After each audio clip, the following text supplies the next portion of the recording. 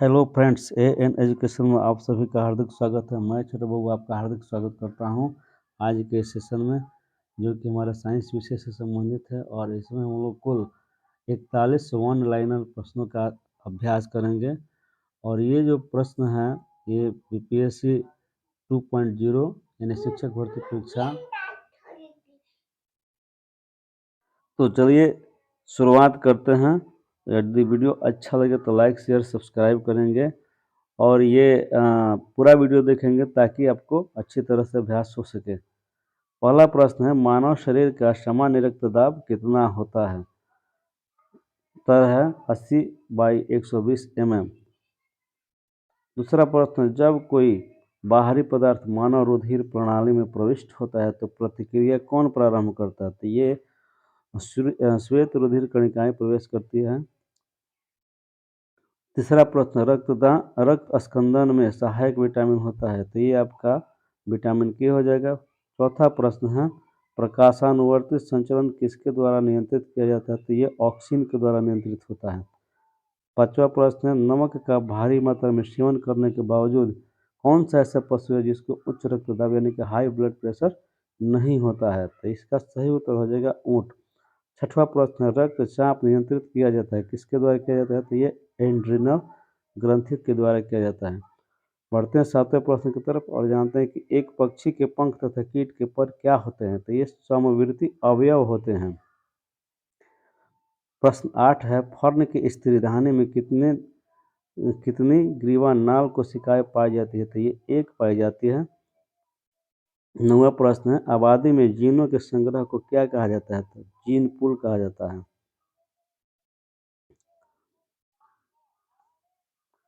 बढ़ते हैं अगले प्रश्न की तरफ और जानते हैं 10वां प्रश्न क्या है। तो डीएनओ को कोंडकरण खंड को क्या कहा जाता है? तो ये एक्सॉन कहा जाता है। मानव शरीर के सामान्य कोशिका में गुणसूत्रों की संख्या होती है? तो ये 46 होती है।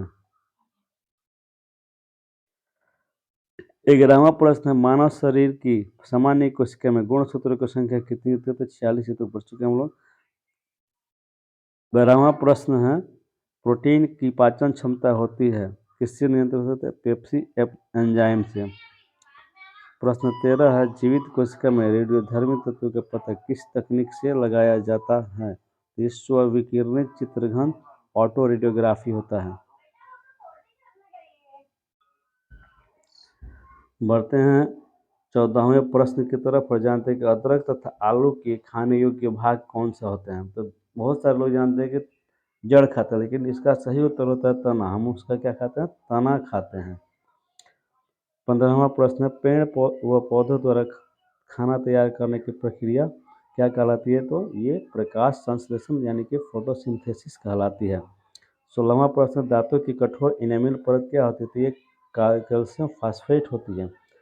प्रश्न 17 है, अपने सुंदर त्वचा के लिए वध किया जाने वाला कौन सा सर्प संकट पात्र जाति घोषित किया गया है, यानी संकटग्रस्त जाति घोषित किया गया? तो ये हो जाएगा रसल प्रिदाकू, जिसको वाइपर भी कहा जाता है।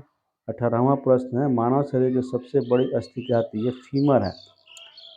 19वां प्रश्न है, कैंसर का अध्ययन क्या कहलाता है? इसको कहते हैं ओंकोलॉजी। क्या कहलाता है? ओंकोलॉजी।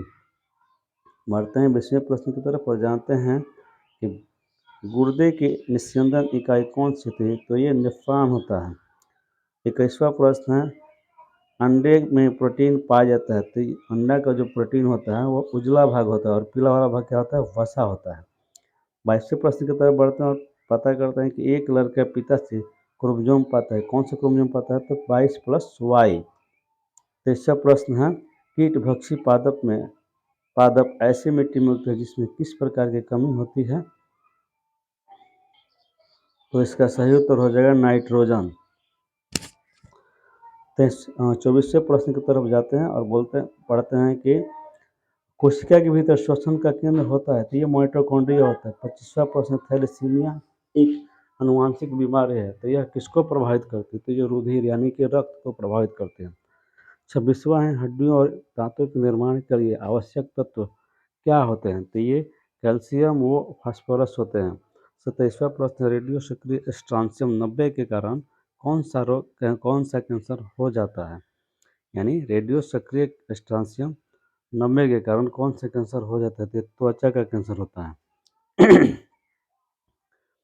बढ़ते हैं 28वें प्रश्न की तरफ और जानते हैं कि एक अंतर्राष्ट्रीय आंदोलन जिसका उद्देश्य पर्यावरण की समस्या से संबद्ध होकर विश्व को बचाना है, वह कौन सा है? ग्रीन पीस है।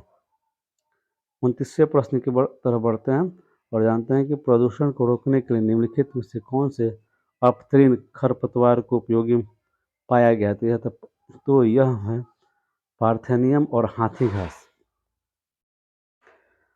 30वां प्रश्न है, अल्जाइमर का रोग में क्या होता है? तो यह मस्तिष्क का विकार है, यानी कि दिमागी विकार है। 31वां प्रश्न है, जैव मंडल से प्राप्त और ऐसे स्रोत कौन से हैं जिसमें जीवन जिससे जीवन होता है? तो ये जैविक स्रोत होते हैं। 32वां प्रश्न आपका है कि अत्यधिक शराब पीने वाले व्यक्ति निम्नलिखित में से किस बीमारी के कारण मरते हैं? यहाँ बढ़ते हैं लिख दिया, जो कि गलत है, टाइपिंग मिस्टेक है। तो ये आपका हो जाएगा सिरोसिस। 33वां प्रश्न, एक शशि माक्षी पुष्पक्रम इनमें से देखा जाता है? तो ये पापरा में देखा जाता है। दलहन पौधे के जड़ में क्या पाया जाता है? ये 34वां प्रश्न है, तो ये राइजोबियम पाया जाता है। 35वां प्रश्न, यदि जाइलम और फ्लोएम को एक ही त्रिज्या में व्यवस्थित किया जाए तो ऐसे संवहन पुल को क्या कहते हैं? तो ये समपार्श्विक कहते हैं। 36वां प्रश्न है, आंतरिक संक्रमण तत्वों की कुल संख्या कितनी है? तो ये 29 हो जाएगी।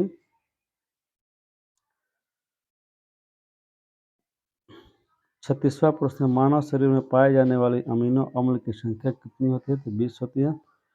38, पादप द्वारा बड़ी मात्रा में अपेक्षित तत्व क्या है? तो ये नाइट्रोजन है। 39वां प्रश्न, सैक यानी कि लाइकेन क्या होते हैं? तो सहजीवी होते हैं। 40वां प्रश्न, जल का स्थानांतरण होता है तो अपसुगठित और सुसंगठित होता है, संसुगठित होता है। 41वां प्रश्न, प्लाज्मोडियम परजीवी है किसका? तो मलेरिया का ये परजीवी है। इस तरह से हमने आज कुल 41 प्रश्नों का अभ्यास किया, जो कि बीपीएससी 2.0 ट्री एवं सक्षमता परीक्षा के लिए अत्यंत ही आवश्यक है। इस वीडियो को पूरा देखेंगे तभी समझ में आएगा कि क्या है। तो आज की वीडियो में इतना ही, मिलते हैं अगले वीडियो में, तब तक के लिए जय हिंद, जय भारत, थैंक यू, धन्यवाद।